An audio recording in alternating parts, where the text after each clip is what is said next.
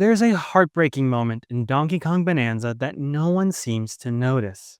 It's a moment where DK and Pauline take a nap in one of their increasingly expensive getaways. Pauline, the 13-year-old girl accompanying DK, wakes up in the middle per usual to talk to DK. But this time she says, We had to use our own gold to build this getaway. And that got me worried. What do we do if we run out? "This is a moment that infuriates me, and it should make you mad too." Pauline's concern should not go unnoticed. It's highlighting a very real predicament that we are all facing. Children all across the world are feeling the overwhelming crush that the economy is bringing, making life extraordinarily expensive. Even my nephew of just 10 years of age is worried about his future dictated by the amount of money he has. A 10-year-old should be concerned with his childhood and the happiness that comes with it, not economic stress. His dream is to make enough money to buy his parents a home, a dream that shouldn't be unfeasible but is getting further and further away, and a dream that is solely built on the crushing feeling that the economy is bringing. So what do we do about it? Well, Nintendo has something to say. Something you may not have understood. Before this moment with Pauline, I had understood that Donkey Kong Bonanza was a critique of capitalism. After all, the opening of the game begins with a gold rush until an overtly greedy CEO of a mining company ventures to the core of the planet for even more riches. Our mission as Donkey Kong, thankfully not Luigi, is to stop the CEO and Void Company from capitalizing off the backs of millions of animals and rocks. So, as DK, we live life to the fullest, happily eating bananas and dismantling the oppressive system of capitalism by literally destroying the world around us. Destruction is the allure to the record-breaking game, serving as the method of Donkey Kong to solve basically every single issue. Now, it's easy to understand the messaging Donkey Kong Bonanza has around capitalism. Many people do, even making great video essays on it, such as The Hidden Capitalism Story Inside Donkey Kong Bonanza by The Game Essayist. But after this moment with Pauline expressing her concerns about money, I can't help but change my stance on Donkey Kong Bonanza and the message that Nintendo is trying to share with millions of people. At its core, Donkey Kong Bonanza is not about the rejection of capitalism like I initially thought. It's about the acceptance of it. Let me explain. Have you heard of the phrase, consumerism is the perfection of slavery? I recently stumbled across this phrase from one of the clips of Professor Zhang Shuichen, who explains the shift away from workers' rights to the horrifically perfect system of the consumer. How we work just to earn more money, buy nicer things, and then need to work more in order to afford even more nicer things. It's a perfect system because we ultimately are happy with what we afford. Happiness is the guiding principle that many of us live, and if buying something makes us happy, then we won't rebel or protest or even risk our incomes because then we won't afford to live. We won't afford to be happy. But are we really happy now? After watching this video, I can't seem to get this idea out of my head. It's forced me to take a look at all the purchases I continue to make, the shackles they bind, and how they interlink with the feeling of happiness. One purchase that makes me particularly happy is the Nintendo Switch 2. If you're new to the channel, which you should definitely subscribe to, I do tons of video essays on media, particularly video games. So the Switch 2 for me was a great investment. But this happiness came at a great cost. With rising video game prices for a $450 console and $100 controllers in the United States, I can't help but feel like gaming is becoming far more of a luxury than it previously was. And Nintendo has elevated itself into a luxury brand, with games that never go on sale to making it impossible to play their older games so they can just repackage them and sell them to you again at insane prices. It feels like Nintendo has gone a route to focus solely on profits, rather than getting their games into the hands of everyone. And, well, we can't really blame them for that, right? At least, not legally. If you've seen my Horror of Greed video, you'd know that companies exist solely to create profits, especially publicly traded companies like Nintendo, who have been ruled time and time again that their only responsibility is to increase profits for their shareholders. Anything that increases profits is seen as moral and just and good, whereas if it lowers profits, it's bad, immoral. Being kind and generous to their customers only makes sense if it provides a profit. If not, well, who cares about them?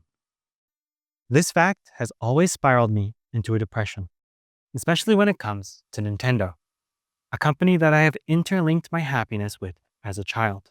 Because for me, Nintendo games are pure fun and accessible. I've always admired Nintendo for being such an innovative company that brings families together.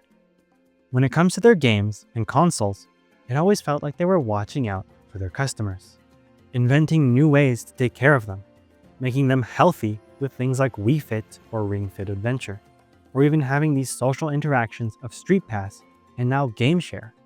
But when it comes to this menacing idea of capitalism, there is no solution they could come up with. Only the acceptance. This is why in Donkey Kong Bananza, there is an overwhelming amount of capitalistic propaganda. Not in the support of it, but the acceptance. For example, at each one of the getaways, you end up having a handy-dandy, trusty tone with you as your concierge, able to morph into other shops and have you buy from them without worrying about traveling all the way to the shops. They give you the chance to be a consumer and put it right at your feet. And yet, without fail, after using Trusty Tone's services, they humbly ask for a tip. Excuse me?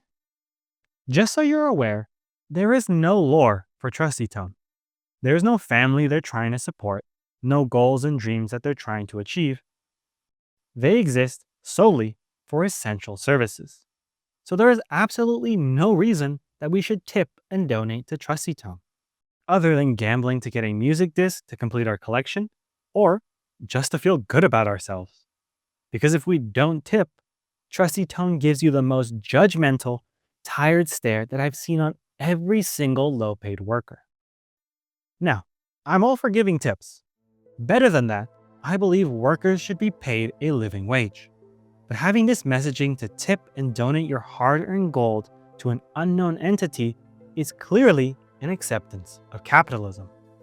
It's the messaging that you should disperse your wealth to the less fortunate, even though the system is the one that needs to be targeted since it made them the less fortunate and others really fortunate. Because Donkey Kong is not a rich CEO, Donkey Kong is just a middle-class worker.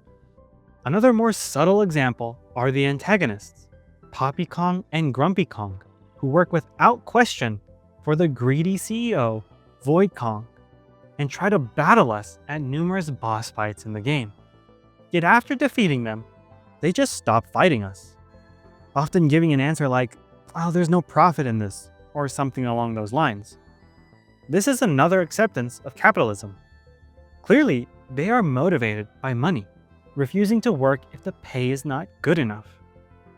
But if the pay is good enough, they're willing to work for an extremely greedy CEO, hell-bent on ruining the vast majority of lives, just so that they could get richer.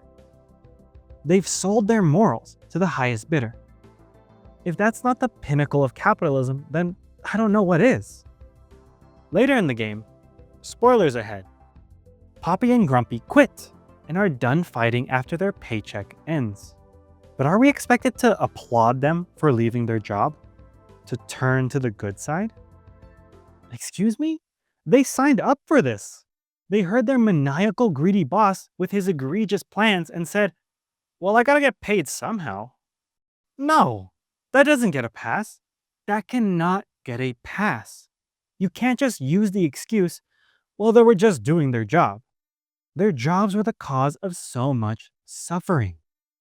But we allow it because they need it to make money. And money is happiness. The game is saying that you cannot live morally or follow your dreams unless you're making money. The most important thing a person or any Kong can do. Only when you're old enough and retired, then you can do whatever you want, like become a DJ and follow your passions. But for now, you better get to work.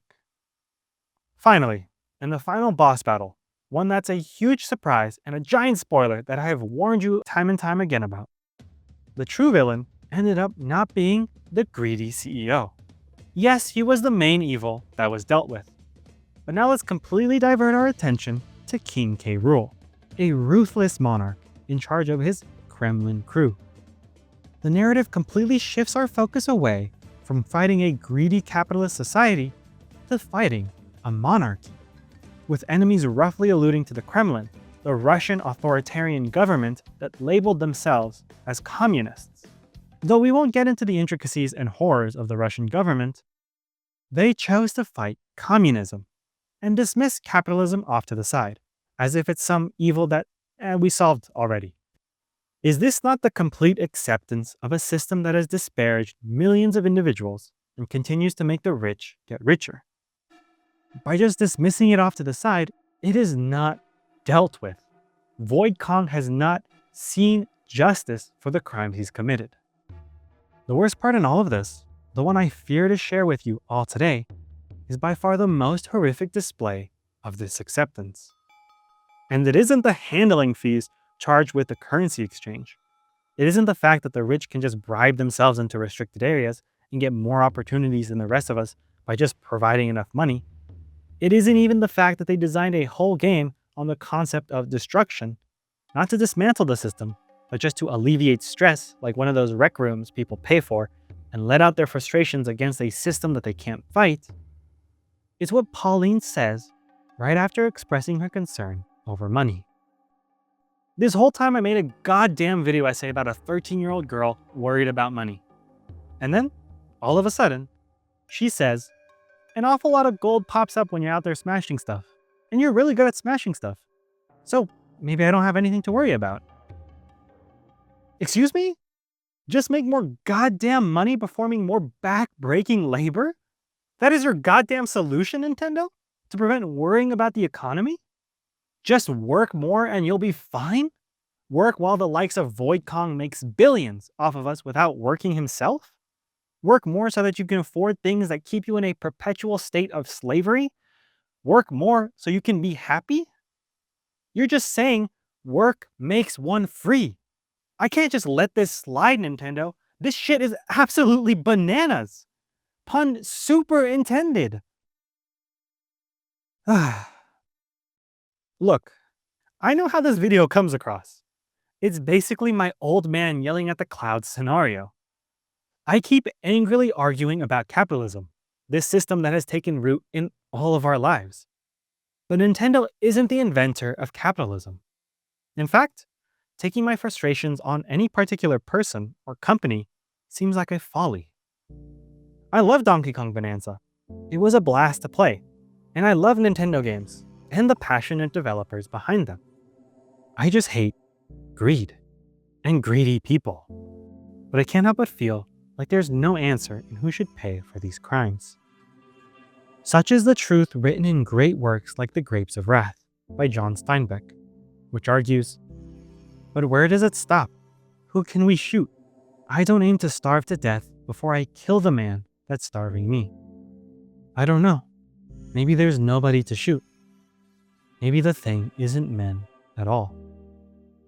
It feels futile to fight the system crushing so many of us down. You want to fight to break the system, but all you can do is smash what's around you. So what are we supposed to do? One phrase that has always bothered me is, there is no ethical consumption under capitalism. It argues that even though you try to do good, there is nothing 100% good in this world that is dominated by capitalism. Any step you take towards progress has 15 reasons to make you take a step back. But I always found this phrase too defeating. Yes, our world is extremely complicated and evilly constructed, and the distribution of wealth has never been more unfair. But that doesn't mean we shouldn't try. Even if the steps aren't perfect, that doesn't mean we can't make them. The most defeating feeling we need to overcome is that our steps sometimes don't feel like they make much of an impact. How does drinking from a paper straw negate all the pollution that comes from billionaires' private jets? The answer is, it doesn't. But it's a step forward.